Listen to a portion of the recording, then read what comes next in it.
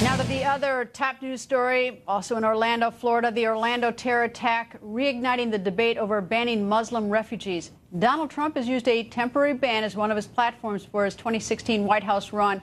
And after this horrific massacre, Trump is not backing down. Donald, let me talk about the Muslim ban that you called for before, the temporary ban that you called for. Are you still behind that? Because in light of what happened at the gay nightclub, the Pulse, the other night, that was an American-born Muslim. Well, his father came in, and his father seems to be pretty radical, frankly. I've been watching that whole situation. If you look at the past, he was pretty tough. I think he probably believes in things that maybe are not in our interests.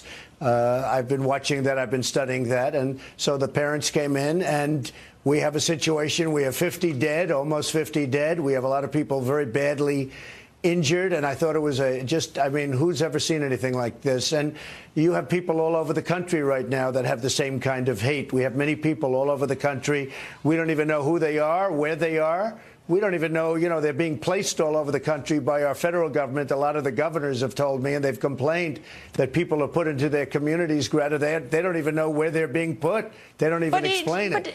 So it's a real problem. But I know it's a real problem with terrorism, but we've already got so many of those people that you would now seek to ban. They're already in the United States. What would you do? You're going to go round them up? What would you do with the people? And how do you how do you handle the fact that so many are lawful? Greta, as you know, it's temporary. And also, I've been saying this for a long time, they have to report. Now, in the case of this guy, it always turns out that other people knew, like his wife knew.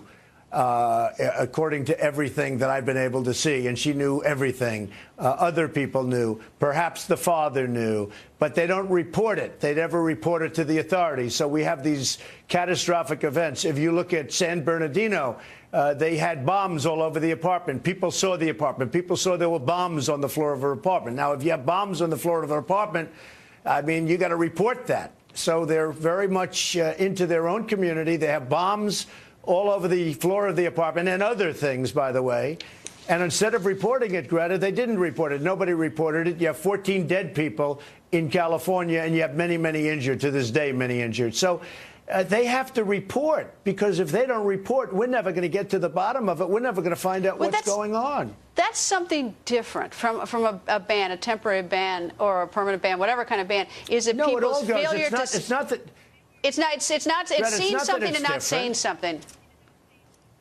Greta, it's not that it's different. It's all part of one. They have to report. We have people. I have many Muslim friends. I have great friends that are Muslim. And I think, honestly, if they saw something going on in the apartment next door or a house across the street, I think they would report it to the authorities. But the people have to report what's going on. These things don't just happen. They're planned, and people see it.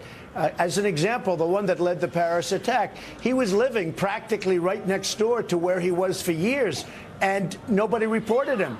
They found him by, I guess, luck, but nobody reported him. And they're supposed to report these people. Here's a criminal. He was #1 on the list as to most wanted.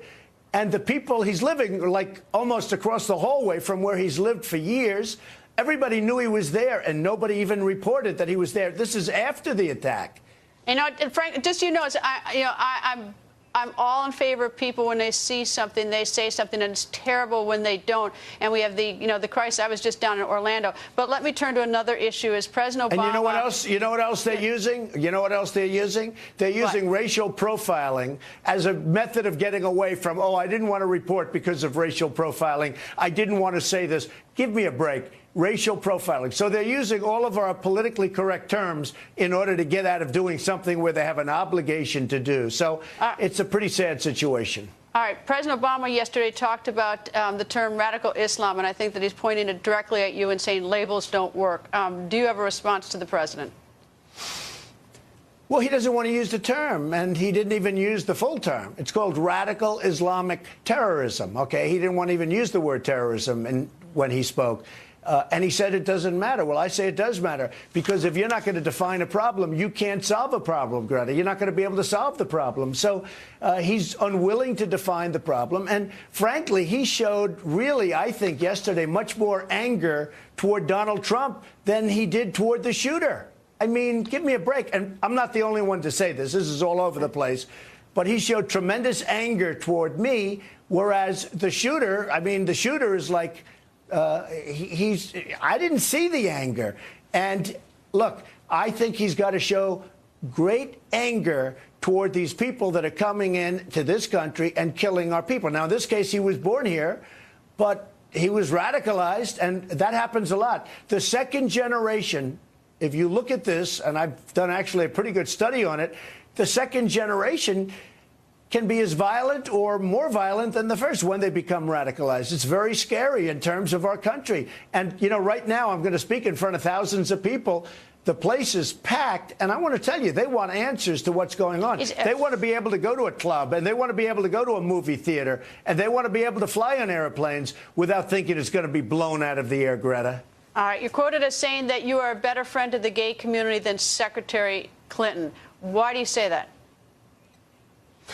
Because Secretary Clinton has taken massive amounts of money, like in terms of one country, $25 million for her foundation and his foundation, from countries that kill gays. They kill them. They execute gays. And women, they treat them as slaves. So she's taken millions and millions of dollars from countries that kill gays and millions of dollars from countries that treat women as slaves, okay? And in addition to that, she wants a 550% increase of people coming in over Obama, of people coming into this country that don't really share our beliefs, okay? And they are people that are coming in, again, their attitude toward gays and their attitude toward women is not compatible with the attitudes of our country. And I will tell you that I've heard a lot of talk over the last 2 days since I've been talking about this subject. A lot of people are supporting me that you wouldn't think necessarily would be supporting me, and they're supporting me big league. All right.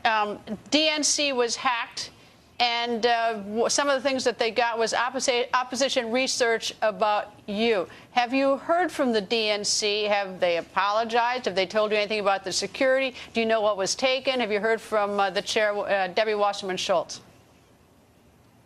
Well, knowing her, I don't actually know her, but I sort of understand her. Maybe they weren't hacked. Maybe they just wanted to get it out there. No, I have not heard. They have not apologized. And they probably should be apologizing. You don't expect to hear from them then? I don't know. I mean, I really don't know. They should apologize, certainly.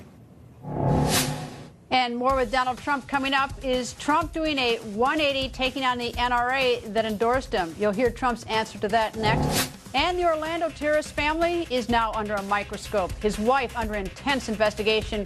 And we tracked down the terrorist's father. Hear what he has to say. That's coming up.